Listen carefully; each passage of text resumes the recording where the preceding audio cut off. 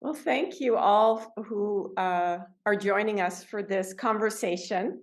I know a lot of you are going to be watching afterwards, so please enjoy and feel free to send us questions. I'm so pleased that Sarah and Dana have agreed to join me to talk about head injuries and their own experience. Some of you may know Sarah. She works for us. She's a certified NeurOptimal trainer, and she runs our program on the East Coast. And Dana is our copy editor for our blogs. And so he has also suffered from a concussion recently and has offered to share his experience using NeurOptimal. So thank you both for joining us. So I guess just let's start the conversation just talking about what happened. What was your injury? What were your initial symptoms like? Maybe we can start there. You want me to go? Should I Great. jump in?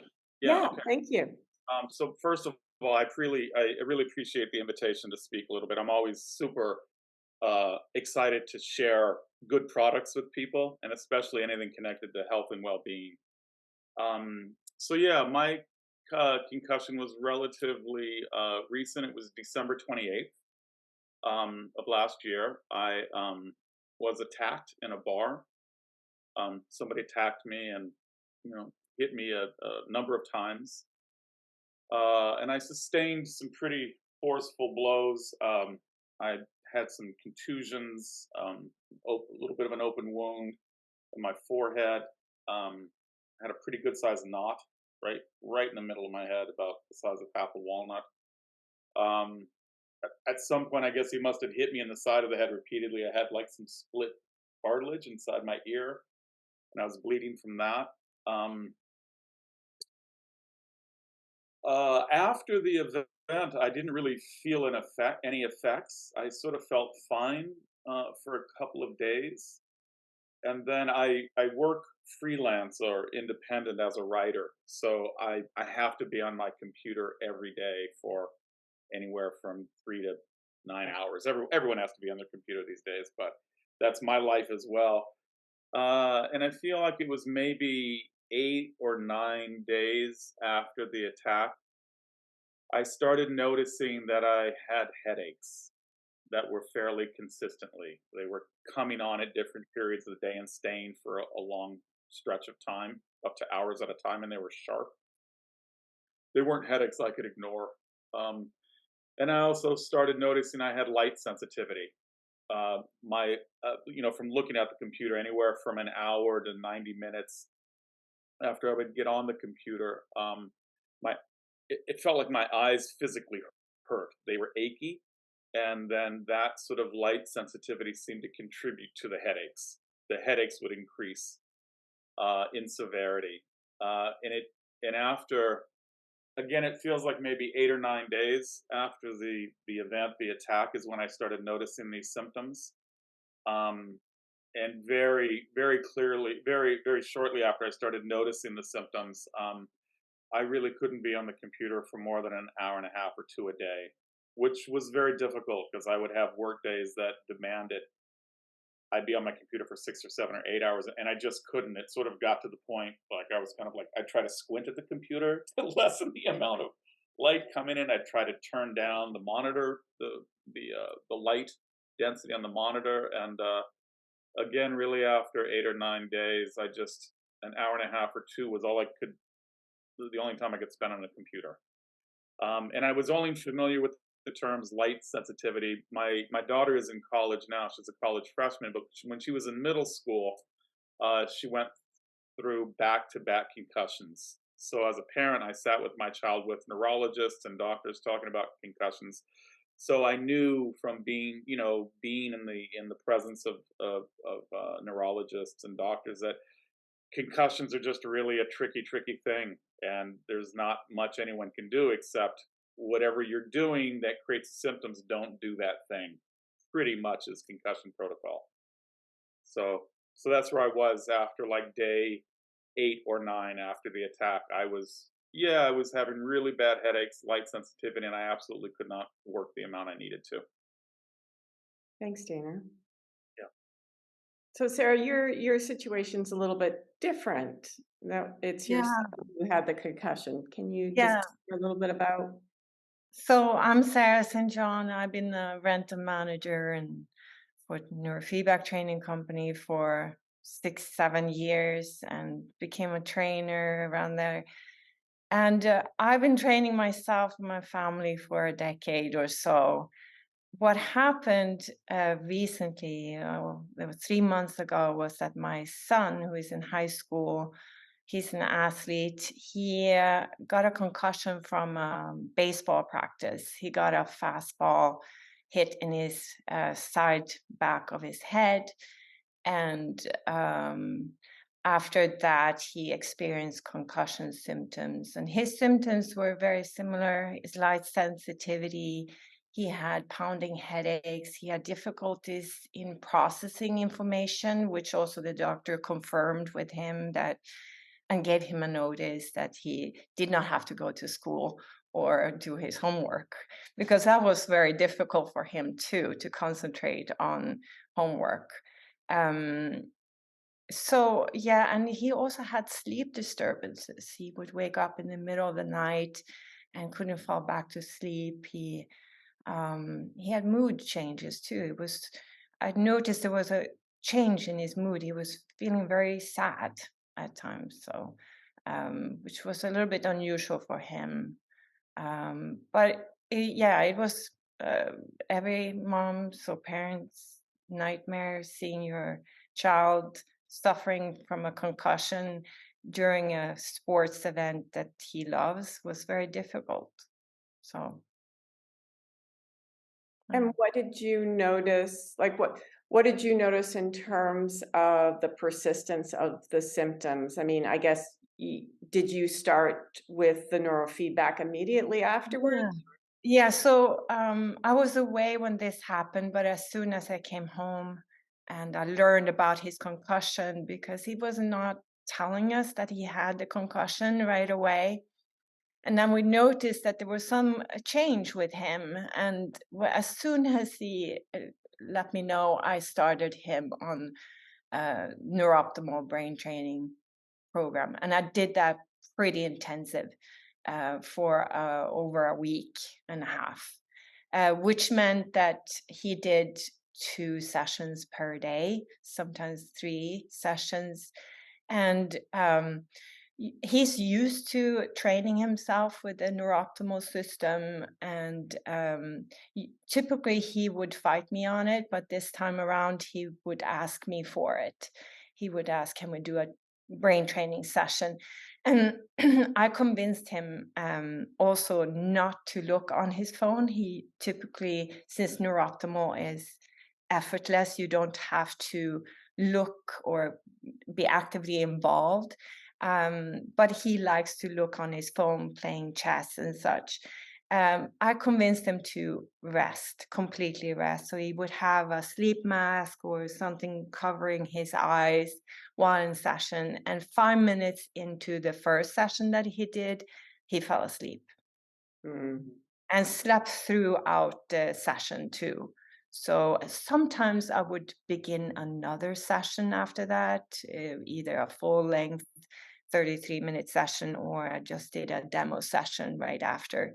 And that helped him quite a bit. Um, for sleep disturbances, when I learned that he woke up in the middle of the night and couldn't fall back to sleep, I asked him to, next time this happens, you let me know, you wake me up. Don't worry about waking me up in the middle of the night. And we do a training session. And we did that for 3, 4 nights in a row, and that helped him.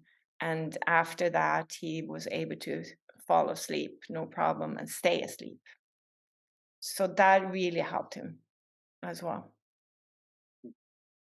And Dana, what about you? I can't remember how long it was into your concussion that we got you the system. What do you remember? I just wanted to backtrack a minute. Oh, Sarah reminded me when she said cognitive issues. I had those as well. I forgot about it. Yeah. Again, around day 8 or 9, when I really was like my second or third day into recognizing I had very clear symptoms of a concussion. One of the other things I noticed was that not that I have a necessarily high IQ, but cognitively I'm pretty sharp, and I'm a writer, so I'm constantly sort of holding concepts and words and ideas in my mind. And again, around day 8 or 9, I started to realize I there were certain things I couldn't remember. Like I'd look at the computer and I'd think, "Oh, I want to write about this thing," and then a few minutes later, I could feel my mind looking for the thing I thought of, and I couldn't find it, and that's unusual for me. I just was not able to hold onto ideas and thoughts with the same sort of acuity that I normally could, and that was a little frightening, obviously. Yeah, the whole thing was. So anyway, I think it was around, and as Natalie mentioned, I do some editing for her in the company. So I'm fortunate that I sort of get to have my mind in the world of the, I call it the machine anyway. Not that I understand it conclusively in any way whatsoever, but I'm at least have some passing familiarity with it. And I feel it was like day 9 or 10. I think Natalie actually reached out to say, "Have I've got some editing work, and I kind of emailed back and said, I don't know if I can. Like, I got attacked, and I can't look at the computer. And I mean, of course, Natalie's a very decent, kind person. So initially, she was concerned for me, and then she said, do you think you'd want to try one of the neurooptimal trainers? And I sort of hadn't thought about it. Yeah, and to be honest, I was a little skeptical at first, just because of having been with my daughter through back-to-back concussion protocols and knowing just how subtle that this kind of injury can be. So I didn't really think, initially, oh yeah, this will fix it. And Natalie didn't say that at all. She was like, something you could consider. But I have to say, by day 9 or 10 into this, I was having the cognitive issues. The headaches were really, really bad, and I couldn't work. So I was in a pretty bad place, which I think kind of forced my hand. I don't know if my symptoms hadn't been that severe, had would I have considered a neurooptimal trainer? But my situation was not great, and I was losing money because I couldn't work. So yeah, I think a machine probably got to me maybe 12 or 13 days after the event. Yeah. Did you and also, sorry, did you also train? How often did you train when you first got it? Yeah. So when I first got it, Natalie said, "Look, just go at your own pace." I think the default training session is 30 minutes. Yeah. So I think I did a morning and an evening session of 30 minutes. Um, and on the third day, so I did, morning, night, first day, morning, night, second day, morning on the third day. And before the third session or before the second evening session on the third day, I had been at the computer working, and I looked up and I realized I'd been working for 3 hours. wow. Didn't have the same degree of headache, and I didn't have light sensitivity. And I was like, oh, wait, like, no way. So then I remember I contacted Natalie and I was like, hey, how much can I use this thing? Because I think it's working. And I told her, I said, I'm on my third day, and I just noticed that I've been on the computer for literally an hour and a half longer than I've been able to be. And I am not experiencing the same degree of pain. And, Natalie said, just really take it at your own pace. So then for the next couple of days, I went up to 45-minute sessions for the morning and the evening. And I did that for a few days, and I just continued to feel progressively better each day. And then I would say by the third week, so yeah, like the third week after I got attacked, maybe 10 days after using this, I was doing 3 sessions a day of 45 minutes. And I did that for something like the next 5 or 6 weeks. And And I'll also say, I'm sorry, go ahead. I'm curious, what made you decide to do the 3 45-minute a day? Well, I mean, I don't know if it was the right thing to do or not, but I sort of felt like, well, if I'd only used it sort of quote unquote a little bit and I already felt better after 3 days, I'm just going to power it all the way up.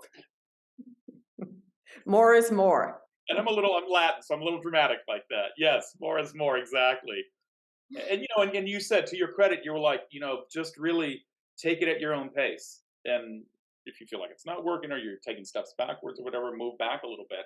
And I'm very, I was very like, I really kept a very keen eye on my progress. But I will have to say, I'd missed a fair amount of work in those first 2 weeks, and I kind of had to get back to catching up. And this was very interesting for me. Like, I was using it 3 times a day for 45 minutes, basically for 6 weeks. And I don't think one of those sessions I ever lay down and close my eyes. I would hook myself up and I would work because I had to work. And my feeling was like, I kind of don't have a choice. I have to work. I have to look at the computer.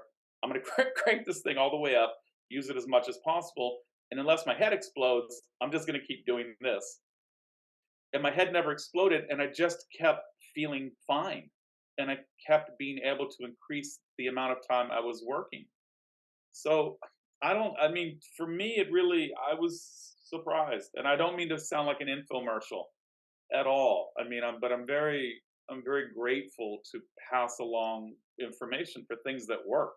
Mhm. Especially anything in the field of health and well being. I don't, again, concussions are a curious thing. Somebody could have a very mild concussion and have it for a year. Somebody could have a severe concussion and have it for a week. Just really, but in my case, for me, it was very black and white that it worked. You know. And it's interesting. Part of why I asked that question is because I have found over the years in working with people with head injuries that it really does vary in terms of what that brain wants. And so it's really curious because I have found that in general, people with head injuries are more on the side of less is more. Mm. So fewer sessions spread out throughout the week. People tend to want to do it at the end of the day because there's kind of a feeling of tiredness afterwards, and then they can go right to sleep and the brain continues to repair. So I thought it was really interesting when you told me, and that was a few weeks into your training that you were doing, 3 sessions a day. I was like, wow, that's a different brain. And that's Mm. part of why I always say to people, just listen to your own body and see what it's saying to you because each brain is unique. And I know that frustrates people because everybody wants this sort of like security of what's how often, should I do this? What's going to give me the best results? And Yeah. it really, I mean, the thing that is important for people to know who are watching, who aren't familiar with NeuroOptimal, this is a non-invasive Mm. practice for that brain. And so you can, as Dana did, you can train 45 minutes 3 times a day. You're not harming your brain. What the brain tends to do when it's tired is ignores information. So if you're doing your session and your brain is tired and it's receiving the feedback through the micro interruptions in the music, if the brain's tired and doesn't want to go into action on that information, it'll just ignore it. So, it is safe to do, what Dana did for himself. What about Aiden? What were the weeks of training following? And maybe even to say a little bit about what were the other supports, if you added other supports in, what did you add in? So I contacted you. What can I do? The first go-to tool for me and my family, whether in crisis or in stressful situations, I always go to NeuroOptimal because that has helped. And I knew that I could do NeuroOptimal, but I was also looking for other support. And you suggested to look into hyperbaric oxygen therapy. And I knew that that had helped my family in Sweden. before for bacterial infections. So I was curious, how can this help us in this moment? So I did find a local place, um, and it involves being in a pressurized environment, getting oxygen into your bloodstream to repair tissue. And it is a relaxing session. And my son did it for 3 sessions, but each time it was bothering his eardrums, because at the same time he was going through these concussion symptoms, he also experienced sinus infection. So he did not want to continue with that. Other things we tried was chiropractor session, but our chiropractor did not want to do any spinal adjustments. So he just worked on strengthening muscles and exercises to do.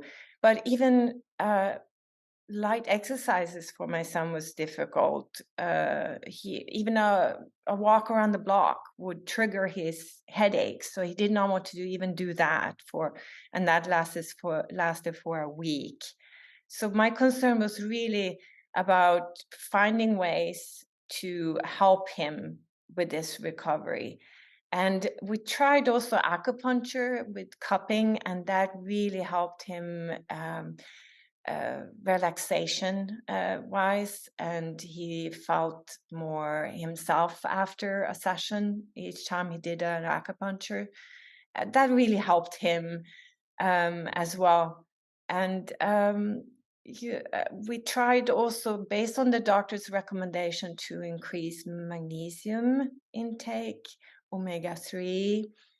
We also added turmeric, um, turmeric uh, um, oil that you digest, which is good for inflammation. We did light exercises, but again, even a walk would trigger headaches. So he rested most of the time, which is not him. He is very active 16-year-old boy. So this was very difficult. So we tried all that, and I asked him this morning, what was the best tool for you? And he said, neurofeedback training with the NeurOptimal system worked the most for him. So, and he continues doing the sessions, but not as intensive as he did the first week that I learned that he had the concussion. So he's now just doing it once a week, maybe twice per week. And he's back on the phone again, looking on his phone while doing a session. So he's no problems with light sensitivity anymore. So And so how long before he was able to go back to school and kind of, he was home for 10 days from Uh-huh. school, and then he had a longer time to finish his homework and tests. He went back to practice and just doing light exercises, practice at baseball, 2.5 weeks after his concussion symptoms. And he went back to school eventually, and now he's fine. He is fully recovered. He was cleared by the doctor to continue his baseball practice. But I asked him this morning, "What do you have any symptoms that is lingering?" And he actually said that he's having difficulties with reading still, and the words are jumping. He has to focus more on reading sentences and comprehension focus issues. So therefore we just continue. We continue with the methods that work for us, and which for him is neurofeedback training with the NeurOptimal. We continue with a good diet for him, for instance, eliminating starch as much as possible, processed food and dairy.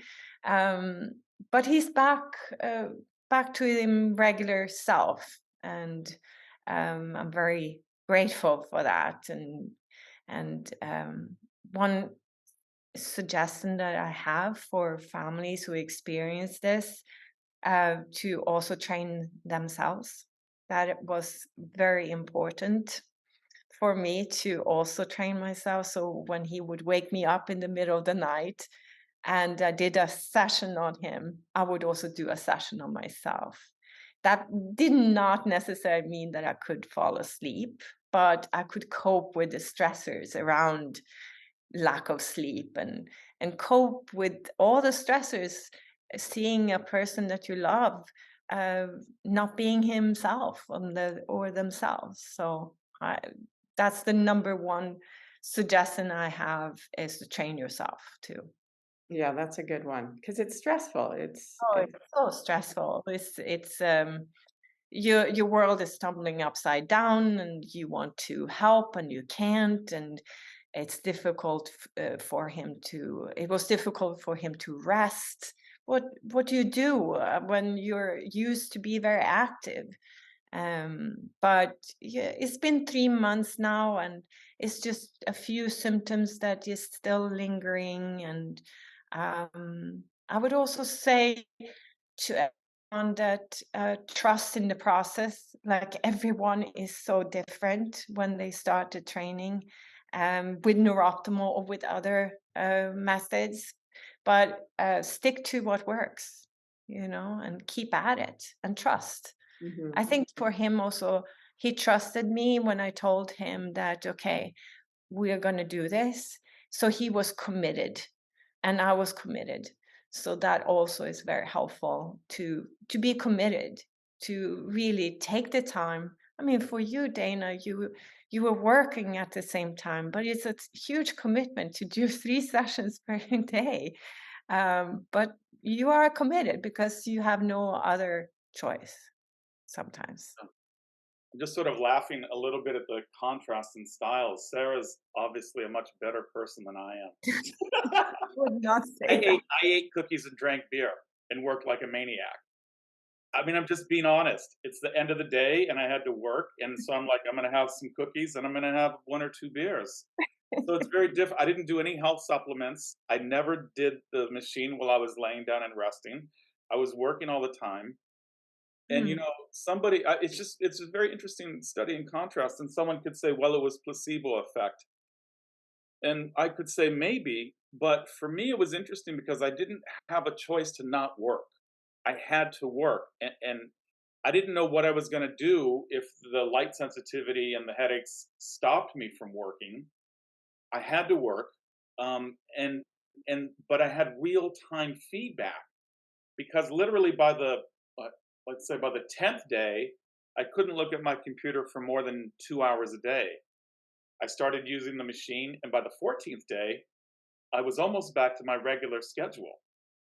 And I had the very empirical, real world feedback of my own physiological symptom. I wasn't telling myself I felt better.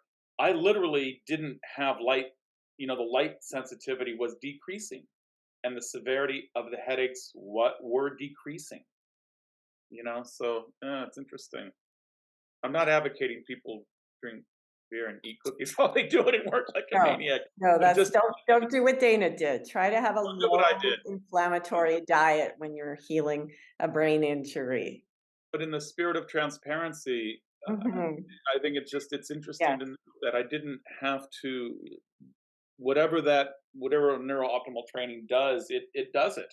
Mhm. It Mhm. works. I would, aid yourself in all the ways that you can. The more you can create a healthy context for your body, the better.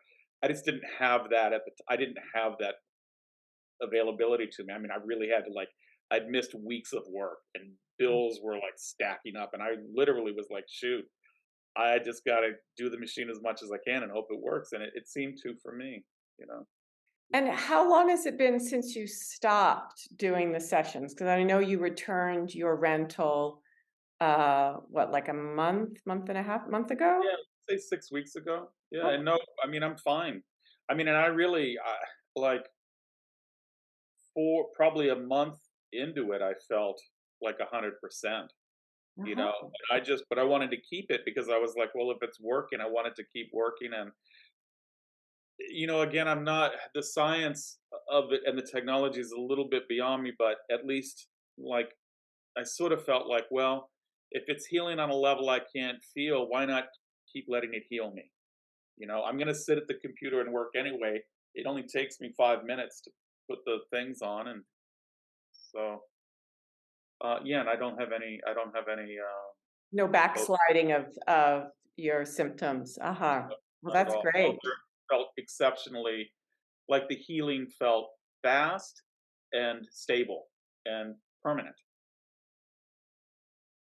And Sarah, when do you feel like how long was it for your son in terms of when you felt like, okay, we can cut back on the number of sessions? What were you looking for as the indication of like we can try doing less now? I think when his sleep was less interrupted after we did that um, session at night for 3, 4 nights in a row. I forget because I was sleeping very badly myself. But when he could go back to falling asleep as well as stay asleep throughout the night, I knew that okay, he's recovering. So I felt more kind of at ease, and I went back to maybe just do once a day, and I mean 2 weeks. Yeah, the recovery was 2 weeks, and after that we were just doing once or twice per week. Um, but yeah, it's a little bit of a blur for myself with the timing and such, but I knew that it was the go-to tool for us, and also he knew that, I think, because he's experienced the neurofeedback training before, and the sleep disturbances was new, but I knew that that had helped me in the past from being jet lagged.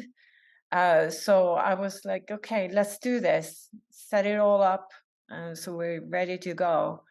So yeah, when he went back to school again, after being home for 10 days, he was gradually each day getting better.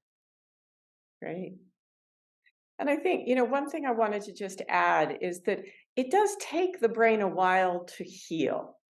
So you talk to anybody, I was actually just in talking to the audiologist, and she said when you put a hearing aid in somebody, it's really what's 3 months before the brain is really, now wiring for the new information of a hearing aid. And I was like, oh yeah, that's always good to remember because we don't think about the time factor in healing. And I'll share just something that happened personally that surprised me, which is that I have a condition in my right ear, and I've had severe hearing loss because I've had a bunch of surgeries on it. And my last hearing test was in 2018, and I'm sort of technically deaf in my right ear. And then because of COVID, I didn't go and have a hearing test. And so I just went and had one 2 weeks ago. And then I went and saw my ENT doctor, and he said, wow, your hearing has improved so much in 5 years. And I was like, what? I thought that was like done. And so I asked him, I said, how can that be that my hearing, because there's a lot of damage in that ear? He's like, oh, well, the brain continues to heal over time. And I was like, wow, Interesting. 5 years and a lot of damage. And my, hearing system is still trying to improve its functioning. That's And interesting. so, as a brain trainer, that's a really kind of hopeful thing, an important thing to hear. And so I wanted to share it with you all in terms of just really remembering that, regardless of when you stop doing your neurooptimal training, continuing to care for your brain, giving it sleep, giving it, healthy whole foods, minimizing, the sugars and things that are inflammatory for the brain. You know, those sorts of things will have an impact over time to allow the brain to do what it does, which is always trying to improve its functioning, regardless of whether we feed it cookies and beer or Yeah. do brain training.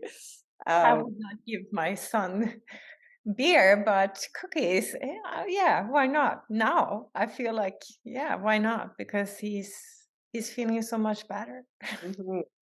So I know we have some people who are here live, so I want to open it up if anybody has any questions they want to ask. And, they can be questions about head injuries, anything for Dana and Sarah, or they could just be general questions about neurooptimal or anything. So if anybody has a question, you can unmute yourself or you can put it in the chat window if you do. Greetings. Hi, my name is Mel. I think that's what's on there. Um, I caught a little bit of, I think I've been on since like 111. And I just want to say, congratulations to both of you, for, doing neurooptimal and going and making that something, a modality that you use, that you loved, that helped you along your journey, and just peace and wellness to you both and your son. I'm sorry, your son, and you as well. I didn't necessarily have a question. I just wanted to say, I did neurooptimal in May of last year, in 2022. I went to a place called Inception in Detroit, Michigan, and they had neurooptimal there, and I did a boot camp there. And I want to say, ever since, well, I did it, and then I rented the machine for like 2.5 months after. And when I did it, it opened my life up so much, just as far as things that I was afraid to do or couldn't do. It allowed me to think more. It allowed me to get my words out more. It allowed me to process more. Though it was some slip back, but my mind, I would say that my brain has definitely over time advanced like I've never seen it before or not used to.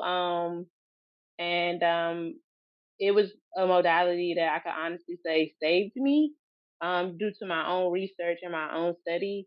So I just want to thank you and thank NeuroOptimal, and just I'm so grateful. And my goal is to become a trainer technician, if I'm saying it right. um, Or, in the next month or so, just to have it in my area, because it was so beneficial to me. And thank you again. oh, thank you for sharing your experience and for, wanting to share it with others. It's wonderful.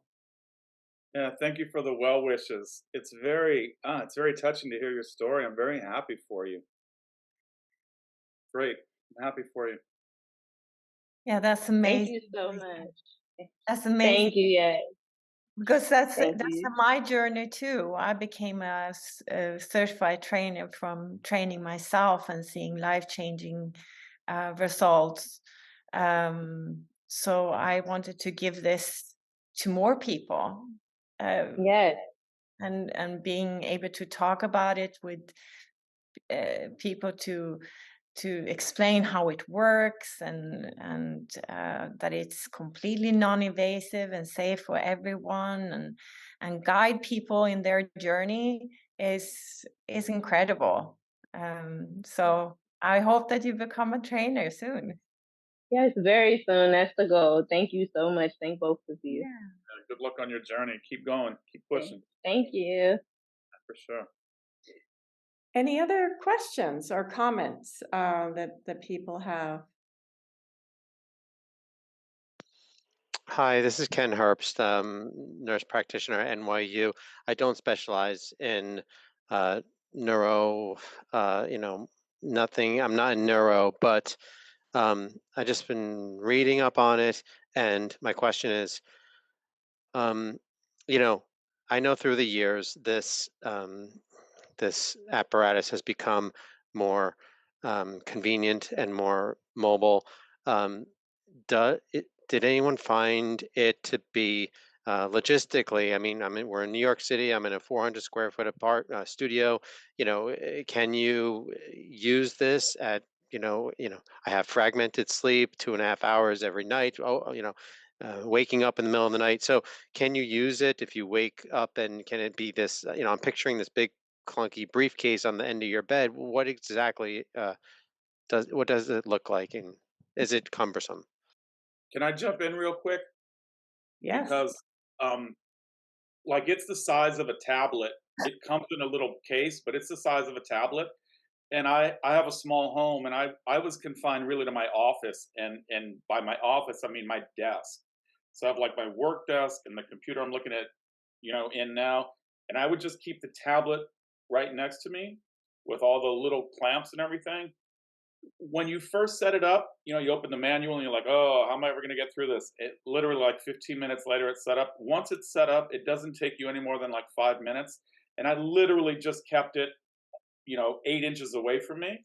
I'd run my session, I'd have lunch, I'd come back, and then boom, boom, boom, 5 minutes later, I just put a little paste on the clamps, I put them on. So you need, you know, 3 feet by 3 feet area, and a couple times after I was done with my day, I just put it by my little bedside, and again it's the size of a tablet, and I would just put the clamps on and lay there. So it takes 5 minutes to put the little clampy things on your ears and a couple on your head. You start the program, it literally takes 5 minutes. So Okay, thank you. That's helpful. yeah, you need no room at all. And again, it's like anything. Like the first time you buy a computer and you set it up, you're like, "I'm never going to do this." Once you set up a computer, you never think about it again. And that's what my experience was. Like I was like, "Oh boy, there's a whole manual." And it took me like 15 minutes. And then once you have done it like once or twice, it's super super easy, and you need no room at all, minimal room. So, and go for it. I'm sorry you're having fragmented sleep. I've been there. That's tough. So if you maybe you give this a shot and it helps. I hope it does, man. Thank you. Yeah. I just wanted to show you how it looks. This is the rental case that you get it. Oh, okay. That's not okay. Yeah, it's very doable. It's lightweight. I have Oh, brought it with me on the plane. that was my And next the question. session on the plane, not a problem. So it's very portable. And it's Okay. so easy to use. And if you Okay. have any problems when you rent, this is the tablet. Oh, I Yeah. see. Yeah. Yeah. Oh, okay. Thank you. And the sensors, I think that the sensors may be the most difficulties in the beginning, but like Dana was saying, it's very easy to use, and Okay. we provide a manual too. And my job as a rental manager is also to coach and guide you in how to set it up if you need extra help. We have Thank you very much. Thank you. Yeah. Literally, like by the third time I used it, it was like to my left, and I'm like typing with one hand, setting up Zoom calls and clipping the things on. It's super super easy. And also, they have really good like when I first set it up, I had an issue with my Wi-Fi, which the Wi-Fi, my phone company should have been able to help me with, and they weren't. And I actually texted. They have the NeurOptimal. They have like customer service via text, and I texted the woman in my area, and like 10 minutes later, she was like, "No, your login is this thing," and boom, boom, boom. So super easy. It's wonderful. Thank you. Yeah, yeah. Don't drink beer, apparently, but just have Good. to be. Good to know. I was in a dire situation. Oh yeah. Blood flow. We want blood flow to the brain, right? That's Yes. the key. Yeah.